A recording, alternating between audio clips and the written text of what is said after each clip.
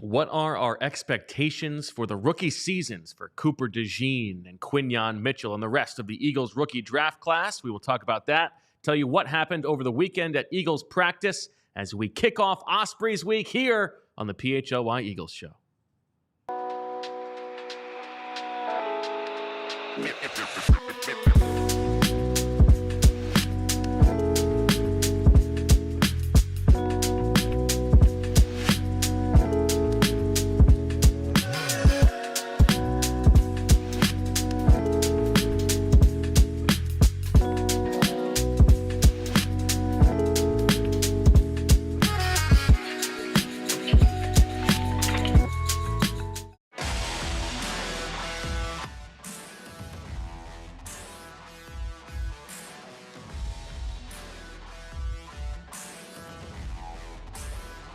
Hello, everybody, and welcome to the PHLY Eagles show presented by Bet365. Download the Bet365 app and use code PHLY365 when you sign up and find out why it is never ordinary at Bet365. Zach Berman, Bo Wulf, nice to meet you. How you doing? Good to see you in the studio again. How was your weekend?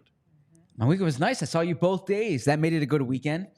Got to see football practice. That made it a nice weekend. Big announcement before the show. You told me and Julia you have resolved from now on you're going to start wearing pants to work. Okay. I think context is required here, like much of the things we discuss. Our studio is cold. It's David Letterman can perform here. Okay. Here at All City, we do not skimp on the air conditioning. So I was simply making a reference to the fact that, from a comfort level, it's warm outside, but I can wear jeans and a hoodie in here, maybe a button down if it's a big show, right? Okay. Got a big show coming up this week. Yeah, I think I got to dress up more for that, right? But I was actually on the phone with my cousin on the way over here, and we were talking about, he said, Ospreys week. I said, Ospreys week. I said, I'm only on the show for an hour. And he said, what? How are you only on the show for an hour? Last year was like 3.5. I said, I got a flight to catch. Some people are dedicated to the show and some people are not. If you wanted me at the Ospreys for 3 hours, you would have booked it on a day when I wasn't taking a flight to the West Coast. I think you know why that's not the case. I think I do. Exactly. So I am excited for the Ospreys. I'm excited for what's ahead for the PHLY Eagles show. What was the highlight of your weekend, Zach? Seeing you. See, when you say that, everybody knows you're not telling the truth, and it makes me feel like a buffoon. The highlight of my weekend, if I may, anytime I get to spend with my wife and kids, I enjoy. But if I'm giving you something unique this weekend, I got home yesterday, and I saw the physical copy of the book, The Franchise. All right. It comes out September 24th, but wherever books are sold, my copy. I got a copy over here. Yeah. So that's really rewarding to see. Congratulations. Thank you. You put it's the Mark Twain line. I believe it was Mark Twain. Maybe it was Oscar Wilde who said it. But it's better. It's better. I don't like to write. I like to have written. No, I like writing, but the process of writing a book is arduous, is menacing sometimes, frustrating, vexing. There are a lot of times when... A lot of time spent on thesaurus.com, I imagine? No, I don't have to look those up. I know that. But the comparison, I've never run a marathon, okay? But I imagine when you run a marathon, if I talk to people who run marathons, I ask them, what do you think during mile 9, right? You're humming along, but you still got 17 miles to go. 0.3. What's that? And 0.3. Well, 0.2. Really, 0.2, yeah.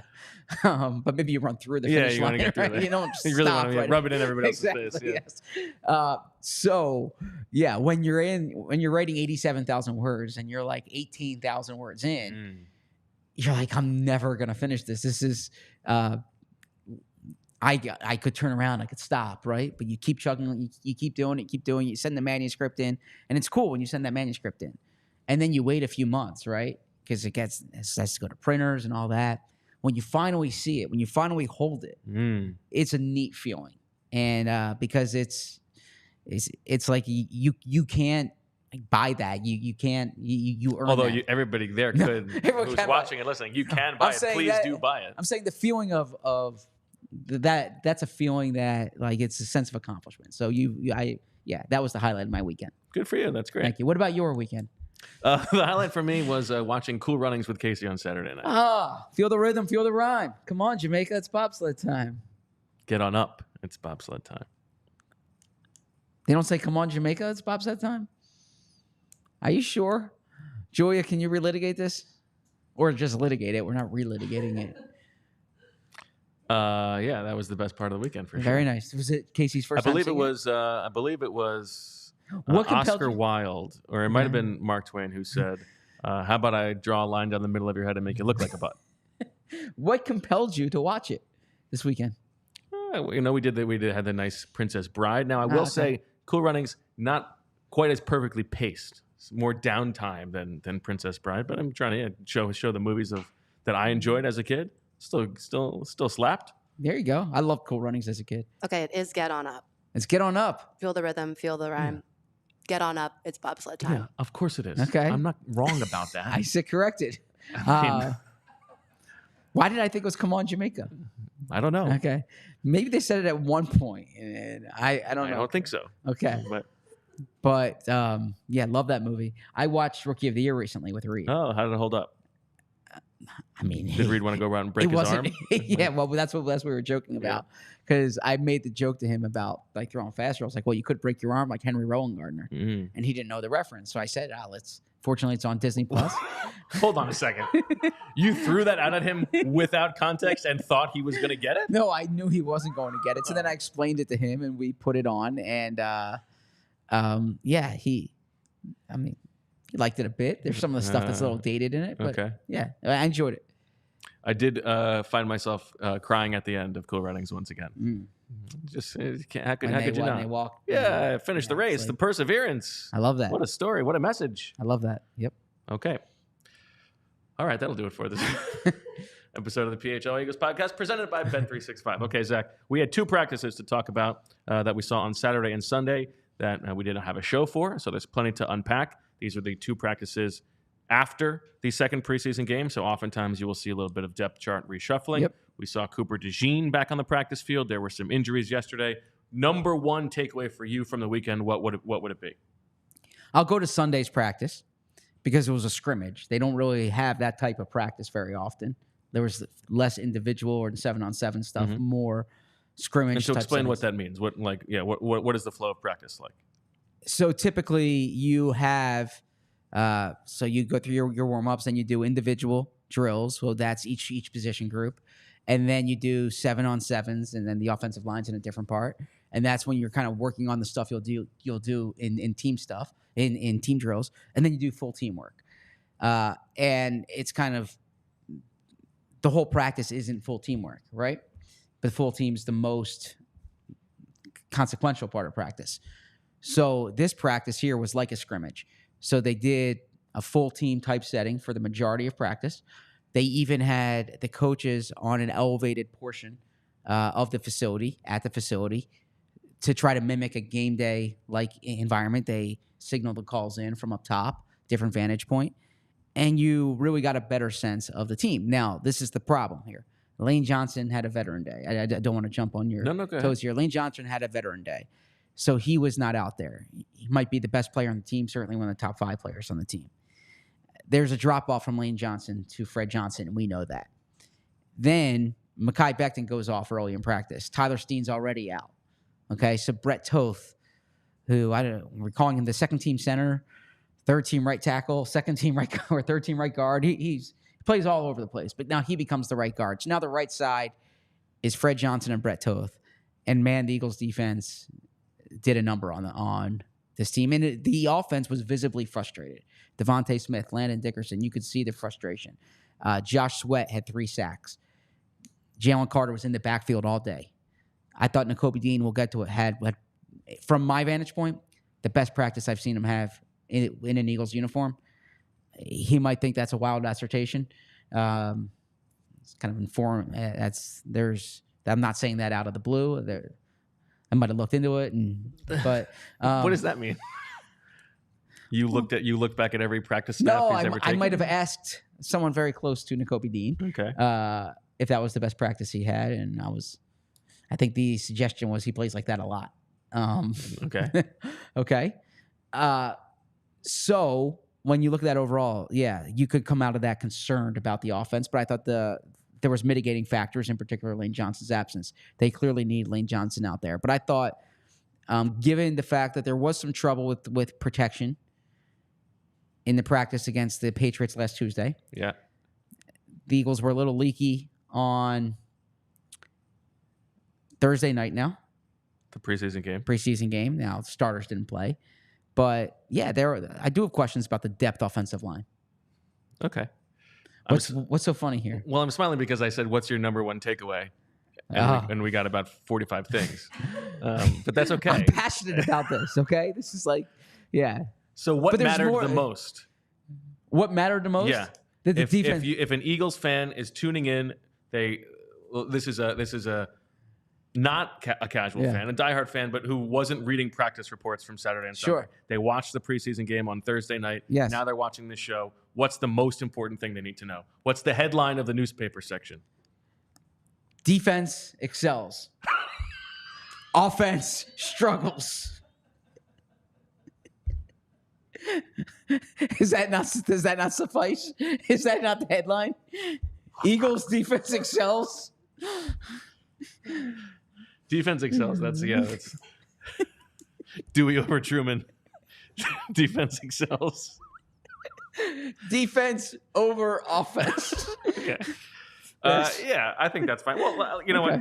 Let me follow you along here. Okay, what's your biggest takeaway? How about that? I actually think that Cooper DeJean's involvement was the number one takeaway from Saturday of the weekend. But let's stick on the defense excels. Yes. As you said, it's Bret Toth for half of practice and Fred Johnson at right tackle for the entire practice. The defensive line did dominate. My question for you is it possible that this defensive line is going to be awesome?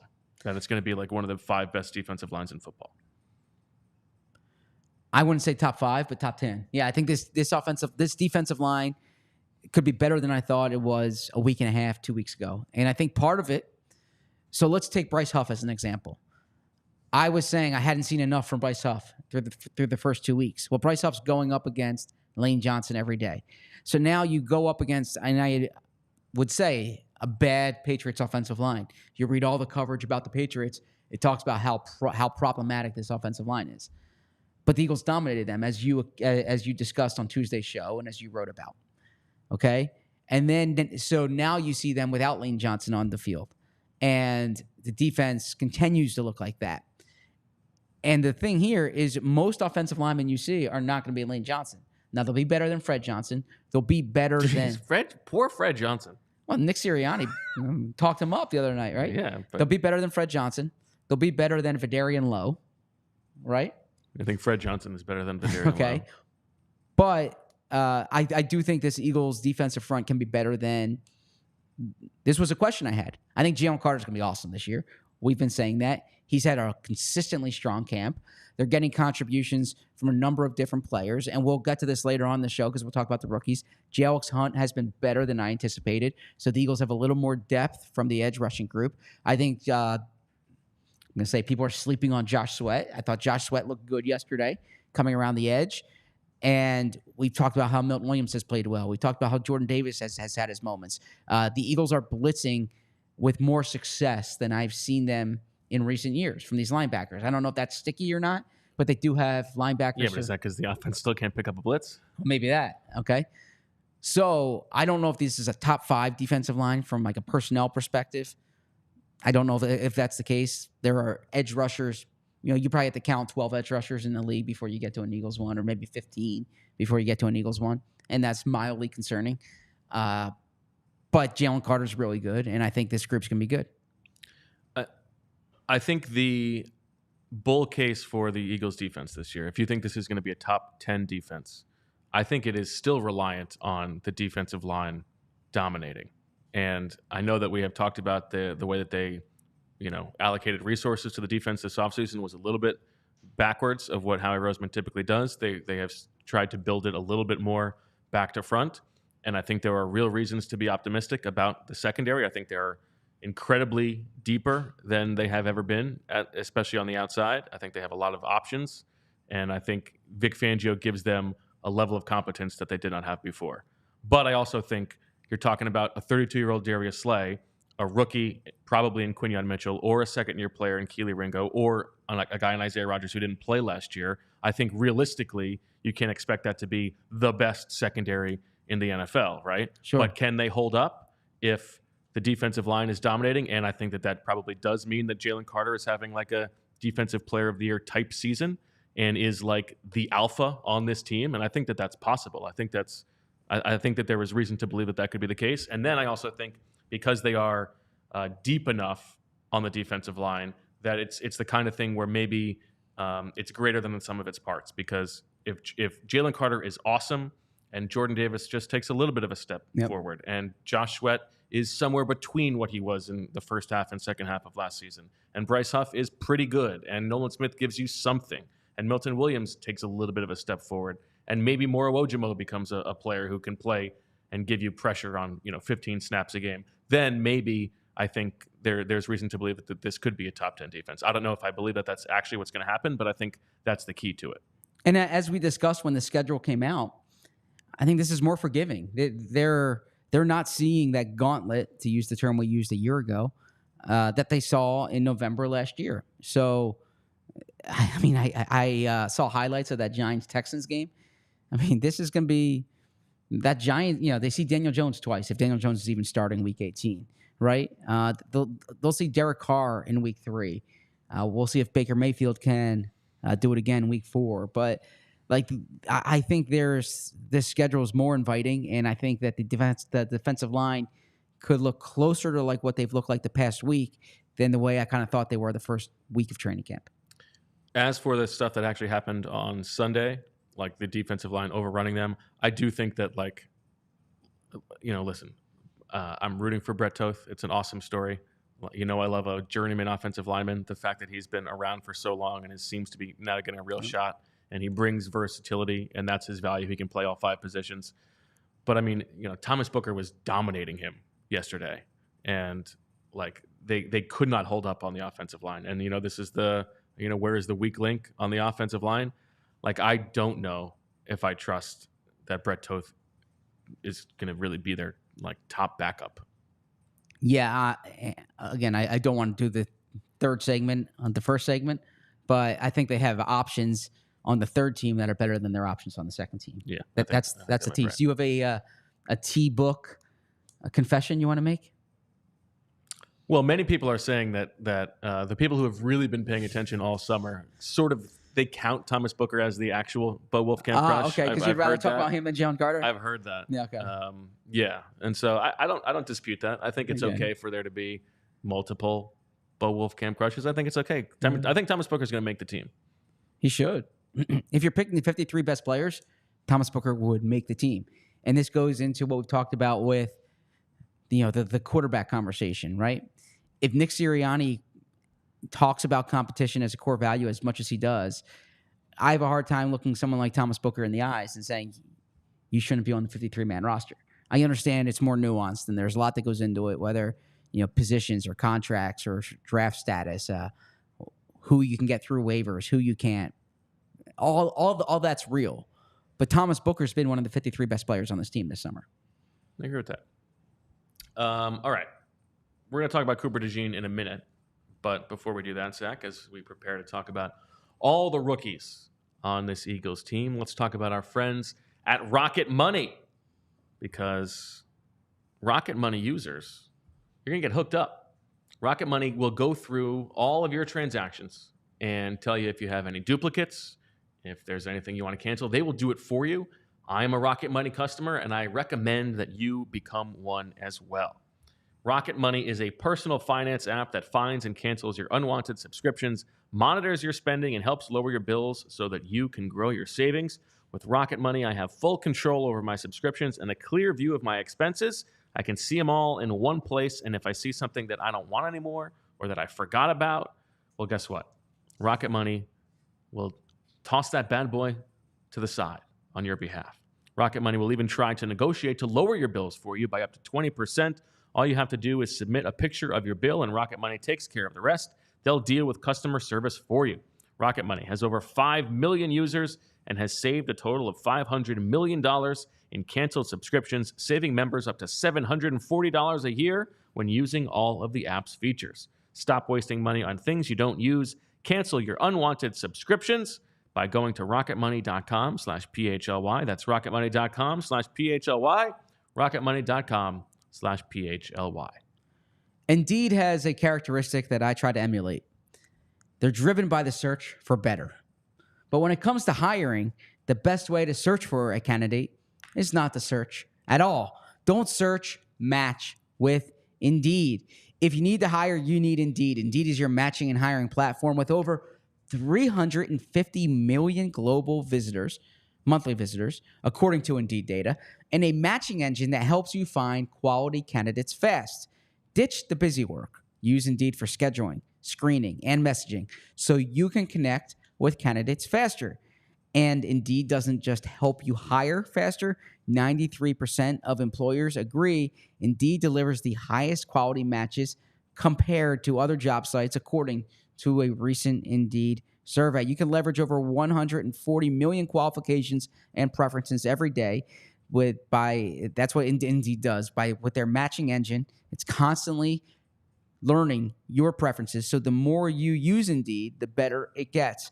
Join more than 3.5 million businesses worldwide that use Indeed to hire great talent fast. And listeners on this show will get a $75 sponsored job credit to get your jobs more visibility at Indeed.com/AllCity. Just go to Indeed.com/AllCity right now and support our show by saying you heard about Indeed on this podcast, the PHLY Eagles Show. Indeed.com/AllCity. Terms and conditions apply. Need to hire? You need Indeed. All right, back on the PHLY Eagles podcast, presented by Bet365. Zach, let's talk injuries real quick before we get to the rookies. CJ Gardner-Johnson back on the field on a limited basis, but took part in some team drills. That's a good sign, obviously. You mentioned Lane Johnson had the vet day off. It's a long list of guys who are not practicing right now. Tyler Steen, obviously, we talked about. John Ross has a concussion. Moro Ojimo didn't practice yesterday because of a hip injury. Gabe Hall is down. Matt Hennessy, E.J. Jenkins, Joe Wingata, Albert Okuegbanam, Caden Stearns, obviously, still on the shelf, and Johnny Wilson out with a concussion. Oren Burks started to do a few things, but still was not on the field in team drills. Grant Calcaterra is back, and obviously we talked about Cooper DeJean. Are you concerned about any of these long ones, and what happened to Mekhi Becton, to your understanding? Yeah, Mekhi Becton, it's a lower body injury. I saw Jeff McClain from the Inquirer reported it's not considered serious. The Eagles are back at practice tomorrow. We'll kind of see there, but yeah, practice Tuesday, Wednesday, Thursday yep. this week. That's certainly the sense there is that it's not serious, and they need it not to be serious. Overall, you said, what's my sense of these injuries? Wide receivers, the Eagles are short on numbers. They're down 3 guys here. Now, Ross and Wilson are in the concussion protocol, so it's kind of out of the team's hands. Joseph Ngata, we'll see what happens there with his injury. But the Eagles have a game Thursday night. They're not going to play their top 2, right? So that they are short on numbers there. The progress from Calcaterra is important because he's going to be a member of the team. I think CJ Gardner-Johnson, the fact that he's back practicing this weekend is a positive sign. We know that this is an injury that's not going to linger into the year. So I think the one I'm really monitoring right now is Tyler Steen. Injured the ankle re-injured the ankle in the game. Hasn't quite looked right all summer. But I think the reason why Steen's important, I spoke about Lane Johnson and I spoke about Fred Johnson. It wouldn't surprise me if Tyler Steen becomes their top swing tackle if he gets back in time, because presuming Mekhi Becton remains the starting right guard, they're going to need Steen to play multiple spots. And I think he's more of a tackle right now than he is a guard. And so it would behoove them to get him work there. Good point from Andrew in the chat. It says, if I had chosen E.J. Jenkins, then maybe we could have had a Mount Joy, E.J. Jenny Jenkins little parody song going on. It's a fair point. But you know what? We're still holding out hope for Lou. And Shay, I said Grant Calcaterra. I did not say Grant Calcutta, right? He said throwback to when you said Grant yes. Calcutta. Okay. On draft day. Yes. I don't remember that, but I trust him. I recall it. I remember that draft show well. I had all this information on Grant Calcaterra except the pronunciation of his name. Oh, it was when he got drafted. Oh, yes. Not this year's draft show. You weren't just referring to Grant Calcaterra. This was a previous life. Got it. Yes, as our friend Pat Shermer used to say. Yes, our dear friend Pat. Yeah, he used to always say in a former life, in a previous life, to refer to jobs he had once held. How do you feel like that makes his family feel? Is it like, do you think he moves on and gets a new wife with every job? I know he does not get a new wife in every job. They are enjoying Boulder, Colorado right now. All right. How often are you checking in on your dear friend Pat? I read his coverage quite a bit. The Google alert is not there anymore, though. I can tell you that. But I follow our Buffs coverage at DNVR. And Pat Shermer's calling the plays now for Shedeur Sanders. I feel like Pat Shermer's coverage, as if he was the one covering the team, would be very much along the lines of defense excels. So you did not like that headline? I don't think you're selling newspapers with that. Defense excels, dominates, comma, dominates offense, semicolon. Okay. Wow, you're throwing a semicolon in the headline? Yeah. Becton departs. Johnson rest in peace. Sits. Wow. Yes. I tell you what. Wow. That one's going to be available at wherever books are sold. So this is what we got. Are we talking the headline or are we talking the back page, right? Are we talking like the New York Post, Philadelphia Daily News back page? You're at the newsstand. Get my attention. Defense excels is not doing it. Okay, so you need a more clever thing. Or something interesting. How about this? Offense sweating, sweat, and then hyphen ing, and you have that picture of Josh Sweat sacking the quarterback. Yeah, man, I think you could do better, but you're on the spot. That's okay. All right, how about you give me a headline? No, please? I don't want to. Okay. All right. All right. What we want to do for the second part of the show, Zach, is go through the rookies and talk about what maybe our expectations are now based on what they would have been a month ago. And let's start with Quinyon Mitchell. And here's my take on Quinyon Mitchell, Zach. I will do that exercise I do at the end of every training camp where I rank the guys. Can't wait. 1 to 90 or whatever it is. Yep, 91. How they've performed over the course of the summer based on the expectations going in, right, and the stakes at play. I think Quinyon Mitchell might be number 1 on that list. And wow. I say that because he has been asked to do different things. What are you smiling at? I'm getting killed for my headline writing in here. Well, you're a writer, not a headline writer. I did not prepare for headline writing in this show. I was giving you the quick summation of what occurred yesterday. Please continue with Quinyon Mitchell being the top guy. Our expectations entering camp were that eventually Quinyon Mitchell would probably earn the week 1 job. Yes. That is still up in the air. But it was also under the presumption that, what did they necessarily have in Keely Ringo and Isaiah Rodgers? And those guys have both played very well. And yet, the way that we have seen Quinyon Mitchell being used this summer, the Cooper DeJean injury forcing him to be on the field in nickel, him accepting that, looking good in that role, willing to be physical, but also running with Devontae Smith. And now there was one little play yesterday where Devontae shook free of him for a big after-the-catch play. But we've also seen lately Quinyon Mitchell working on the outside in base defense when they don't have a nickel on the field with the starters. I think it's trending towards, I would be surprised if he is not playing close to 100% of the snaps week 1 if he's healthy.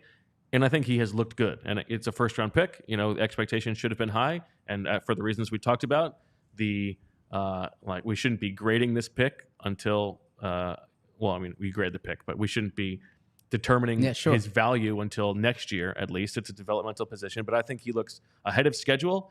And I think there's a case that the team is very excited that he could be a real standout player for them. Yeah, speaking to Christian Parker, the defensive backs coach yesterday, he suggested what we've seen, that they are open to the possibility of having Quinyon Mitchell on the field in base downs. how much base are you going to play, but I could see some, 5-2-4, right? So on the field and base downs, and then moving inside the nickel, should you want to get Ringo or Rogers on the field. What's so funny now? I do like Defense Excels as a popular headline when Shermer's calling plays. That's from Chase Daniel Plainview. Okay. So, yeah, Christian Parker suggested that could be the case. I mean, everything you're hearing both publicly and behind the scenes about Quinyon Mitchell is terrific. And it's not just the way he's playing. We see that with our eyes, but the way he's working behind the scenes, the manner in which he carries himself in the meetings, the professionalism that he has, the confidence that he has. You hear these anecdotes from A.J. Brown, from Devontae Smith, from Cooper DeJean when you asked him the other day. Yeah, I think there's typically optimism about a first-round pick this time of year, but I think it's merited in the case of Quinyon Mitchell. And I do think it's realistic to expect him to be a 100% snap player, because even when DeJean's ready, and we'll get to that, how soon that could occur, but I think they feel comfortable with Quinyon inside, that he can play an inside when he needs, and then when you're not using a nickel or a dime, you can play Quinyon on the outside, and that's a way to play him every snap. I've been really impressed with him throughout the summer. So here's the second part of my question about Quinyon Mitchell. Knowing what you know now, would you do it all again if you were the Eagles? Now, just thinking about the guys who went after him, Brian Thomas, who's supposedly having a good camp for the Jaguars, Terry and Arnold, who's supposedly having a good camp for the Lions. They could have gone Graham Barton. They could have gone Tyler Guyton, who looks like he's going to be the starting left tackle, but those are the guys who would have been in contention for the next, 5-10 picks. Yeah, so given the way the board fell, if we're assuming no trade up or no trade back, just the information you have at 22, do you take it? I was between at the time Quinyon Mitchell and Terry and Arnold. I was leaning more toward Terry and Arnold based on the Alabama profile, right? But I certainly didn't object to Quinyon Mitchell there, and I feel some of the questions I had about Quinyon Mitchell, particularly the smaller school part of it. He looks like he belongs out here, right? You can't, the age part of it, in terms of the development curve, you can't ascertain that right now. I don't know what Terry and Arnold's going to be in 2-3 years. I don't know what Nate Wiggins is going to be in 2-3 years. I can say based on, I think they made a good pick then, and I think they made a good pick now. I still think I probably would have tried to trade up to get one of those offensive linemen. I would probably feel more comfortable. Well, I don't know if Mekhi Becton would have signed with the Eagles had they drafted an offensive lineman, so there's a butterfly effect there. But if you had taken Troy Faltanu at right guard, and he's your right guard. But then, frankly, if you trade up in the first round, you're probably not trading up in the second round. You're not getting Cooper DeJean, presumably, in that case. So it worked out well, because then what do you do in the slot? They don't really have a slot. Maybe you're drafting with your second round pick, I don't know, Andrew Phillips or someone like them. Just think off the top of my head who could play in the slot. So I thought they did a good job with it, and I think it worked out well. Yeah, and I think they would say that they feel pretty good about that one. Yeah. Although I know your boy Nate Wiggins is out there as well. Nate Wiggins is a good player, man. You're putting a little too much Emmanuel Forbes shade on Nate Wiggins. I'm not like anti Nate Wiggins. Okay. Nowhere near in the conversation of Emmanuel Forbes. You're the one putting that on. I'm not putting that on. Okay, well, I like Nate Wiggins then. I like Nate Wiggins now. I was probably a little scared from the Emmanuel Forbes backlash, but I heard. So that's a you problem. I heard Emmanuel Forbes put like 15 pounds on this offseason. That's good. So he weighs 30 pounds now? You a weightist now? I mean, a little bit. Okay. All right. Let's talk Cooper DeJean. Cooper DeJean, he's on a pitch count, but he has been working in on defense in team drills over the past 2 days of practice, exclusively in the slot, mostly with the second team, although he has taken a handful of reps with the ones as the slot player. What do you make of the way that they are bringing him along, and what are your expectations now, especially early in the season, for the way that we will see him be used? Yeah, it doesn't surprise me, Bo, because I knew how high they were on him. I was probably similarly bullish on DeJean. I thought it was a setback, obviously, when he was injured, but I anticipated that they would accelerate the acclimation period. I did not think he would take first-team snaps that day. Now, it was one series. And I thought what was most notable there was, like you said, Quinyon Mitchell bounced on the outside because you saw the future right there. But I don't think they're going to take it slow with DeJean. They didn't take it slow with him in the spring. They had him playing multiple spots then. I think that, Vic Fangio said yesterday he's still on a pitch count, like 12 snaps right now. You can't really put much stock into 7-on-7 with him. He said it's too early to even think about where he's going to be playing, right? So the question that I asked Vic was, what does he need to show you during the next 2-3 weeks to feel comfortable playing him early in the season? And I think Vic interpreted that, what have you seen from Cooper DeJean? Because his answer was, it's too early to answer that.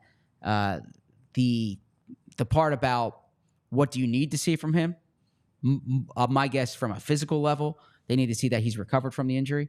And then just because I think really that's the question. From a pure football perspective, I think he's their best option in this slot right now. Maybe Quinyon Mitchell, but their best combination would be Mitchell on the outside, DeJean on the inside, with Slay opposite Mitchell, and then you have Keely Ringo in case of injury and taking over for Slay next year. I think that will be the ideal scenario, and then Isaiah Rodgers is good quality depth for you. But yeah, I mean, I will ask you, what do you need to see from DeJean in Saturday's game? Number one, because it sounds like he wants to play Saturday's game, but in practice this week to say, all right, you can trust him for Brazil, because Brazil is a different. Now, I think we both feel confident come November, December that DeJean's in there, but what about September, October? Yeah, I think my expectations now are, I think the most likely outcome is that he's like the dime corner week one in Brazil, as they're like bringing him along in a specific role, and maybe Quinyon Mitchell is the nickel week one, but also playing outside and base, and then if they go dime, it's Mitchell and DeJean inside, or maybe Avonte Maddox, and then it's Ringo or Rodgers outside. And then you also have that long break between week one and week two, right? You have not as long days. Not as long. Oh, I'm sorry. I thought you meant between the preseason game and week one. Yeah, week one and week two. Right. There's 3 extra days because you go from Friday to Monday. Yeah. And I think then it might be like, okay, now we're gonna hot shot him to the nickel spot. What do I need to see? I don't know. I just him staying healthy. Sure. He hasn't been targeted much in the action he's been on the field. I think the only time was yesterday. It was a throw to Britton Covey from Kenny Pickett. It was nice coverage, but it was completed, and then he sort of laid a little wood on Covey, which, I mean, anybody could do that. That's, so why pick on somebody your own size? Now you're being a sizist. Okay. But yeah, I think that they are still as bullish on Cooper DeJean's long-term prospects as they were when they drafted him. What's more likely? Cooper DeJean first team slot week one, or Cooper DeJean first team kick returner week one?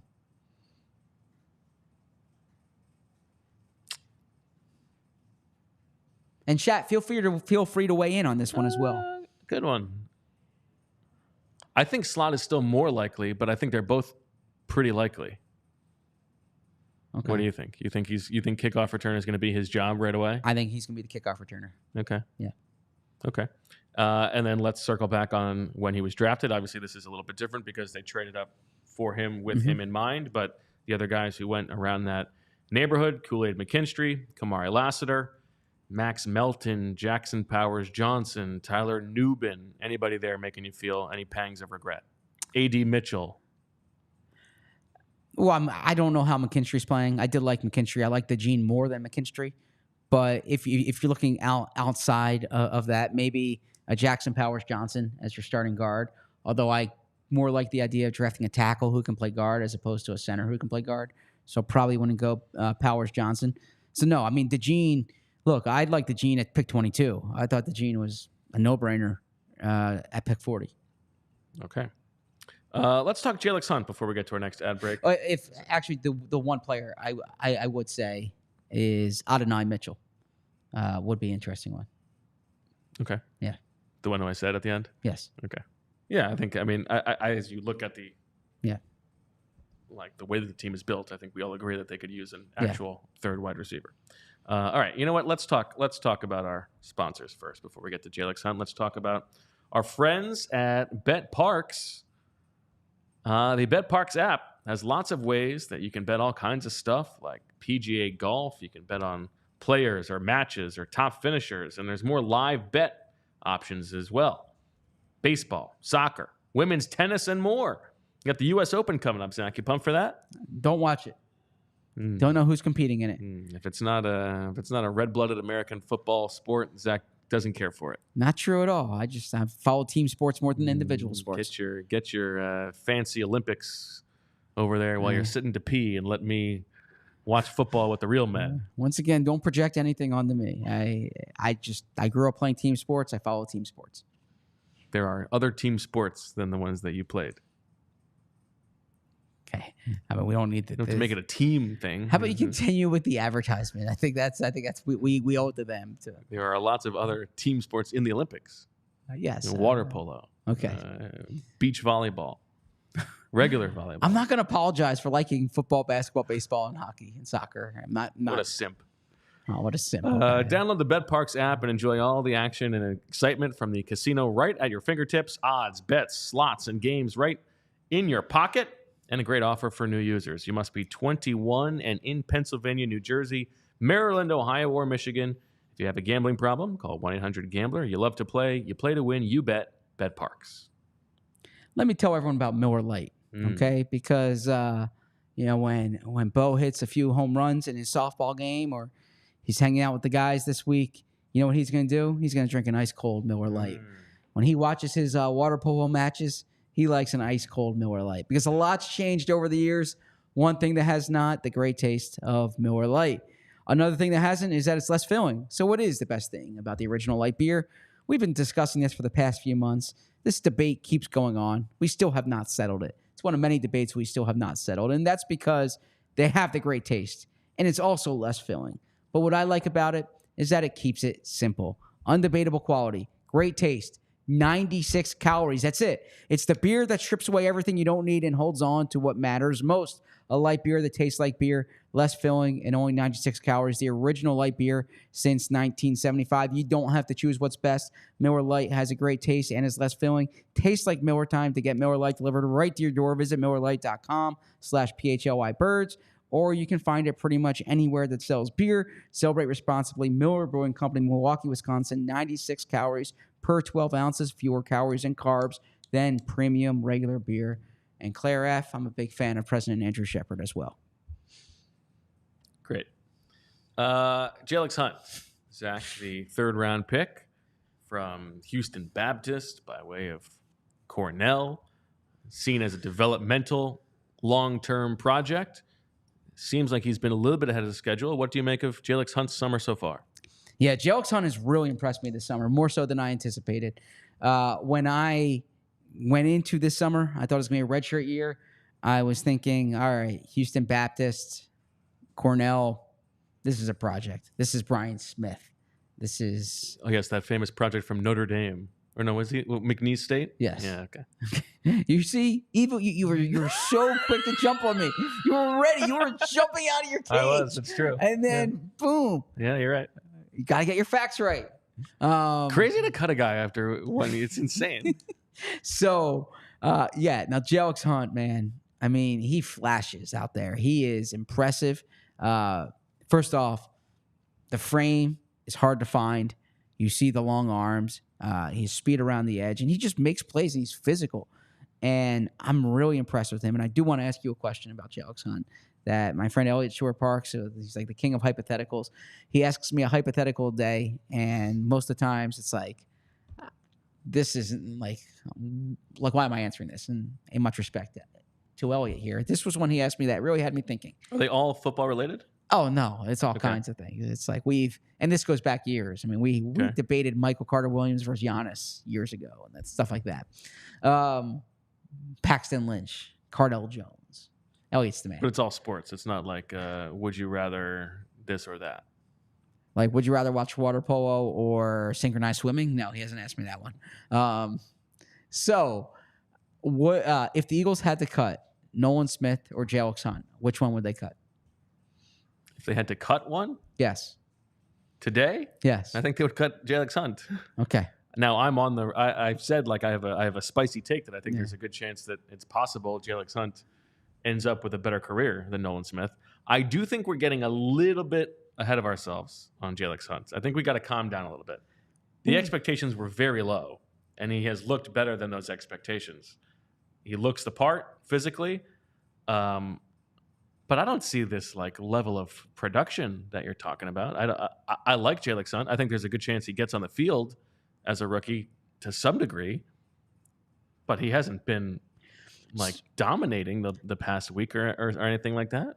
Well, perhaps you and I were coming from different starting points. I thought Jalyx Hunt would be a healthy scratch this year, or at the least a special teams guy. And I thought maybe an injury redshirt candidate. I didn't think Jalyx Hunt would be ready to play snaps for you on defense. I'm ready to say today, on August 19th, Jalyx Hunt is ready to play snaps for you on defense. Make that your headline. Jalyx Hunt ready to play snaps on defense. I mean, I think he still might be inactive week 1. I would have to go through the inactives, but I feel more comfortable about Jalyx Hunt today than I did 3 weeks ago. Do you think that they would cut Nolan Smith at his expense for this season? No, I do not. But I think no, I don't think they would do that. My answer was Nolan Smith. Okay. But I at least thought about it because Jalyx Hunt has a frame that's hard to find, and he has legitimate upside from my perspective. Okay. I can see why they were so bullish on him. And, well, I know you're about to ask me this. I'm ready to claim defeat. You think that this was the right pick for them at that spot? I was on the Troy Franklin bandwagon. I said, why would you pass on Troy Franklin here? Quiet summer for him so far. It sounds I haven't watched Broncos camp, obviously. I read reports. Second year in a row I'm reading Broncos reports. That's right. Yeah. No catches in the preseason for whatever. Yeah, Troy Franklin struggling from all indications. He's buried on the depth chart. I like Troy Franklin coming out. If I have to take the L on this, I will take the L on this. But that was the player the challenging part with this exercise is you're only judging how the player's doing with the Eagles because you don't know how the alternatives are doing elsewhere. Sure. Yeah. Jalyx Hunt has looked better than any of my expectations, no doubt about that. I still don't know that I love this pick. When we did the shadow draft, the guy I liked more as a project was Austin Booker. Austin Booker's having a great summer, it sounds like, in Chicago. And was a similar profile, except younger and more productive. And yeah, this is the spot where I do think that they could have taken a Jatavion Sanders or somebody else who would have been, whether it was Troy Franklin or not, a bigger impact offensively. Like they desperately need a third wide receiver. But if Jalyx Hunt turns out to be a good rotational edge rusher in year 3, it was a good pick. Like that's the investment they've made, and I think he looks ahead of schedule, and so that's good. That's good news. Yes, yeah. I know you had Austin Booker pegged as your like below under the radar edge rusher. I haven't. I have read Bears coverage this year, right? But we're hitting all the all-city markets. Oh yeah, I'm always checking this out. Well, that's what I'm saying. We're talking about a Bronco and a Bear. Yes, exactly. And there's some news out today, by the way. Yeah, you're going to be wearing pants. No, I think there's going to be. Well, there will be a Dallas part of All City. So how about that? Eagles Cowboys weeks this year are going to be a little spicier. We'll have our colleagues from DLLS on to discuss Eagles Cowboys. It's exciting. Right. Let's talk 4th round pick. Your boy Will Shipley, the highest the Eagles have drafted a running back since Steve Van Buren. This is going to be they're already getting his retirement jersey fitted, all that stuff. How good do you feel about your boy? I got to tell you, okay, and again, we're relitigating this, okay, but you rip on me about a fact. It's like it's not a fact. It literally is a fact. Yeah. There's nothing when I say it's a it is a fact by definition. It is a fact that it is a fact. Okay, what is incorrect? What is not factual about this statement? It is purposefully misleading. It is a fact. It is a fact. I'm gonna. It's either. You're not entitled to your own fact. You're entitled to your own opinions. You're not entitled to your own facts. It's a fact that you're making up in the way that you are drawing the line. It is either you don't understand how these things work, or you're just being misleading. If you want to say, Zach, you're gerrymandering facts, I'll say, okay, I'm gerrymandering facts. Okay. And you'll say, okay. That's it. That's what it is. But you can't say that's not true. You can't, you're saying. Yeah, but it doesn't matter. It's like saying Will Shipley is from whatever hometown he's from. Like, it's from North Carolina. Okay, right outside it has Charlotte. Absolutely nothing to do with what his career is going to turn out to be like. Well, I never suggest. Okay, take a deep breath here. This is something I'm working on here. Okay, this is good. Working on this. Bo?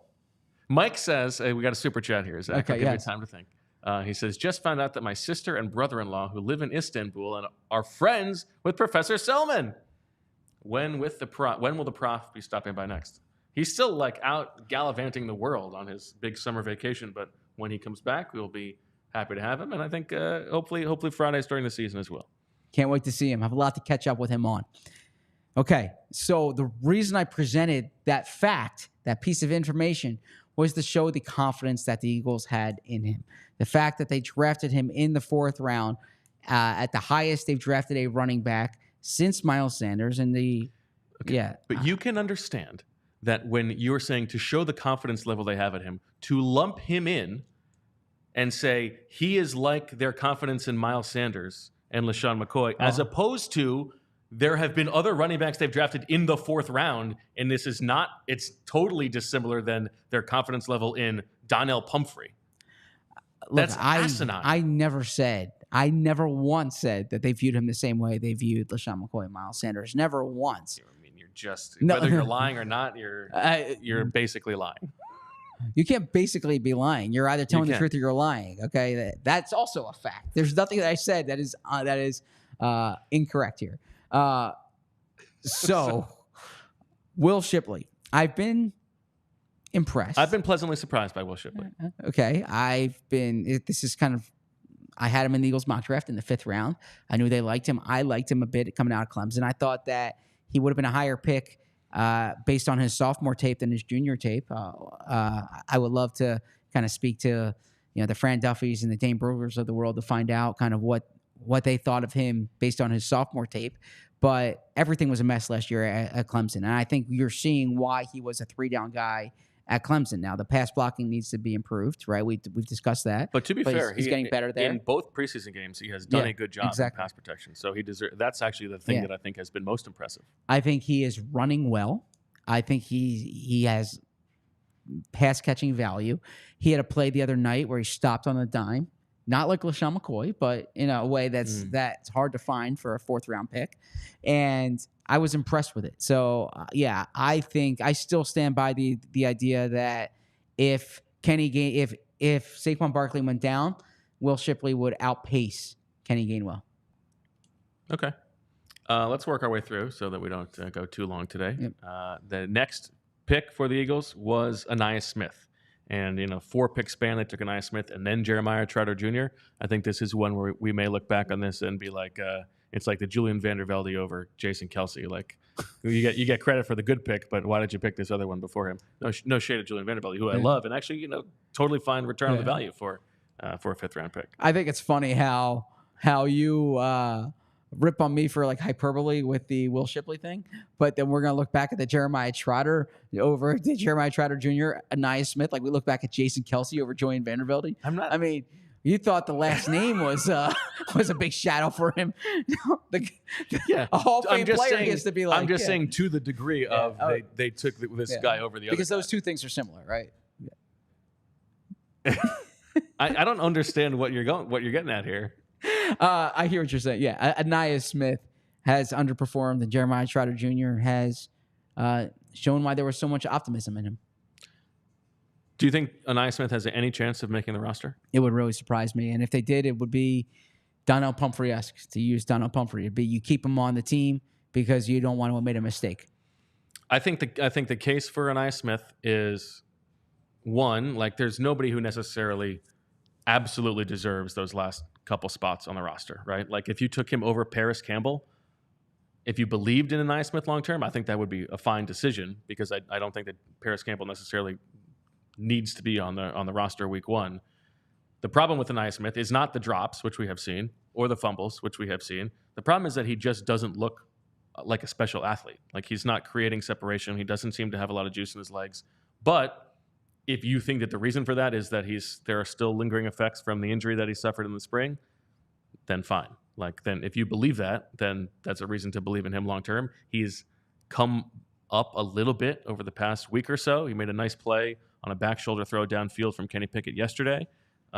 So he is like very low level ascending, but I think that he is still very much on the outside looking in. I agree with you there. Okay. And Trotter Jr., I did not think the preseason game was Trotter Jr.'s best performance, but I think he's been consistent in terms of the instincts. And look, there's going to be things he has to overcome from a size speed perspective, but I do think that this is TJ Edwards all over again. Okay. Yeah, and I thought his practice yesterday was just as good as Nakobe Dean's. I thought he was flashing. We can disagree there. Yeah, I thought Nakobe was really good. Yeah, but apparently he plays at that level all the time. Johnny Wilson, Zach, also seems to be ahead of schedule. Yeah, now he's obviously, as we mentioned, out with a concussion right now. But if you told me on draft day that Johnny Wilson would be in contention for be their third wide receiver, I would have said, "What in the name of MoMA are you thinking?" Right? And it's a very funny conversation. Yeah.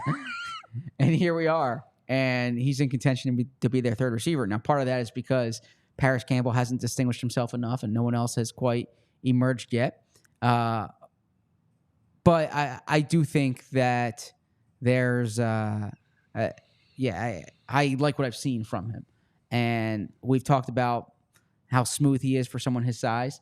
That's better than I anticipated. I still think the Eagles should add, but that's I don't want to say home run pick in the 6th round.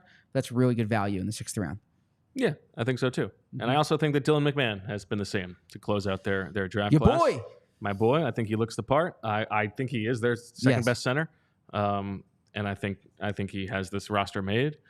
He'll probably be inactive because he's only given you one position flex and is a contender for the Feely. But I think that Dylan McMahon looks the part. He is he holds up better, like anchoring against big guys, than you would expect for a guy who moves the way he does, and he moves the way he does. You summed it up well. Jeff Stoutland doesn't need me to disagree with him. I would look at Dylan McMahon as the second team center at this point over Bret Toth. I understand the value they place in the versatility that he has, Bret Toth, and perhaps they're preparing him for a game day role if he is on the 53, right? Because he might have to play multiple spots. Dylan McMahon's better than Bret Toth from where I stand as a center, and I would focus more on that. And I would give Dylan McMahon second team work at center, but it goes back to what you said. If he's a one position guy, are you going to have him active on game days? And if he's not active on game days, who's in there? And so for an 8-person class, well, there's one guy we didn't discuss. Who am I forgetting? Trevor Keegan. Trevor Keegan. I did jump over Trevor Keegan. Yeah. Yes, thank you. Who I was really, I saw Baldy's breakdown on Keegan the other day. But I've been impressed with Keegan, and I don't know why they're not giving him work on the right side. It's weird. And Stout has slow played this in the past, but usually by now you would see him get some reps. And right now, when they need some coverage at right guard, and knowing that Trevor Keegan only played left guard in college, like let's get him some work. Exactly. I think he has been uneven, but like the things that you were hoping he brings to the table, he seems like he brings to the table. And so what I was going to say, so for a 9-person draft class, I mean, Quinyon Mitchell looks ahead of schedule. Cooper DeJean behind schedule, but seems to look the part, right? Jalyx Hunt ahead of schedule. Will Shipley ahead of schedule. Ainias Smith down, but everybody else seemingly ahead of schedule. Early returns are good. 8 out of 9 is not too bad.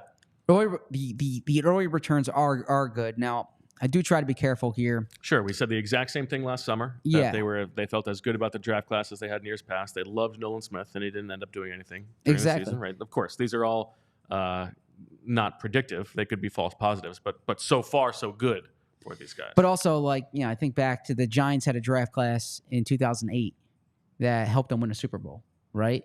But then that class didn't age into high-level players. And so you kind of think about, all right, how does the class progress over time? What's the high water mark of some of these guys? Now, I think Quinyon Mitchell is going to be a real player in this league, and I think DeJean will be too. I like the upside of Hunt. I actually like the upside a bit of Wilson, and then we'll see if they get like solid starters in here. But I do think there's going to be some contributors, some rookie contributors in this class, which is something Howie Roseman has referred to because of the amount of big dollar players that they have. there was a stat I saw the other day that the Eagles and Browns have the most players making $10 million and more in the league. And we've discussed how the Eagles structure contracts to allow that to occur. But part of that is when you have so many big money guys, you need your guys on rookie deals to contribute. Absolutely. Yeah, well said. Make sure that you are liking and subscribing on the video and all that good stuff. Tomorrow, going to have Handsome Rich sitting next to me. We got a practice to talk about, and we're going to do some sort of big picture, for the casuals. What have you missed over the past first 3 weeks of training camp? What you need to know as we look forward to week 1 on Wednesday. Going to have our old friend joining us, Zach. And then on Thursday, it's time. The 7th annual Osprey Awards. Very happy to say that all 6 cameos have been delivered. So I'm feeling very good about that. One of them is a real banger. Some surprises in store. We look forward to that. And I know you got your tux ready. Oh, I'm not wearing a tuxedo. No. For that? No. I mean, if you want me to try to dress up off the practice field, I will. I might need to bum a ride from you from the practice field. So. Oh, okay. Yeah. I'm going to need you to handle the notes that day. Okay. I'll write on the plane. You don't think you can't just turn it around before the show? Oh, no. I need to put thought into that. But speaking of that, I just want to say Bo's done an awesome job on the notes this week. And all our stuff on allphly.com. There's a nice piece by Kyle Neubeck today on the Sixers new edition. I'm excited. I'm on assignment tomorrow. That's why I'm not on the show. But I'm gonna get back to some feature writing. And I said there's a handful of stories I've been waiting to write for after training camp. Right now we're focused on the daily occurrences at training camp. So you can find all that by being a diehard on allphly.com. We've also got the watch party coming up week 1. Zach is going to be in Sao Paulo. We will have our full coverage pre- and post-game show on allphly.com and on YouTube. But obviously, if you want to watch the game with us, Jamie's going to be there for the kickoff show at the Tradesman. And diehards have a nice discount as well. Lots of prizes being given out, including tickets to an Eagles game this season. So that'll be fun. Julia, how you doing? You got any cool runnings takes? I need cool runnings takes. No, but I feel like after I saw that, I did want to be a bobsledder. Yeah, how could you not? Yeah, I mean, there are lots of reasons that you wouldn't, but it's dangerous, but that's okay. They didn't really portray the Canadians very well in that film. You mean the Germans? I thought the Canadians, right? They didn't portray. Am I misremembering? Who do you think are the Canadians? The ones wearing red with the Maple Leafs on it? The Swiss? No, I mean, it's been 10, 15 years. I thought, well, they're in Alberta, right? They're in Alberta. Yeah. And I thought there was something with the Canadian team. Am I misremembering this? I think you are, unfortunately. Yeah. I got to watch this with Reed. Swing and a miss again. That's feel the rhythm, feel the rhyme. Get on up. Yeah, get on up. It's bobsled time. Yes. That's right. Yeah, there's the Swiss who are, Derice looks up to the Swiss. They're Eins, Schweins, Trines. I remember that. Push them down some ice. Yeah. Yeah. That's who he looks up to. And then there's the Germans where the guy is the a-hole, but he's the one who then at the end leads the slow clap. Yes, I remember that. And then there are shows. Say something, Jamaica. Yeah. And then there are shows when Bo's been particularly difficult on me.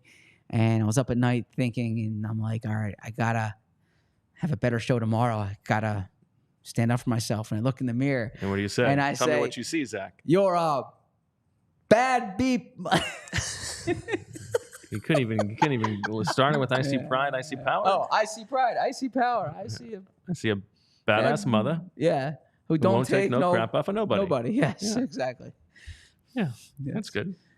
You can when I hit the elevator here, you can. Matt H. LMAO ZB does not know cool runnings. I gotta say, I'm 38 years old. Yeah. I'm 38 years old. You know how many sports movies I've seen in the last 25 years? I know the premise of it. I might be conflating the red color bobsled suits. There's a lot of things to get on me on. My conflating of information and cool runnings not among It's pretty towards the top of the list, I think, actually. Okay. I'm with him. That's all right. Okay. That'll do it for this episode of the PHLY Eagles podcast. Big week, Ospreys week. We will talk to you tomorrow at 2 o'clock. And you know what? It's not just because I saw it on Saturday night. I know all of those things. I've seen the movie a million times. Thank you for joining us. We will talk to you tomorrow at 2 o'clock. And as always, we love you.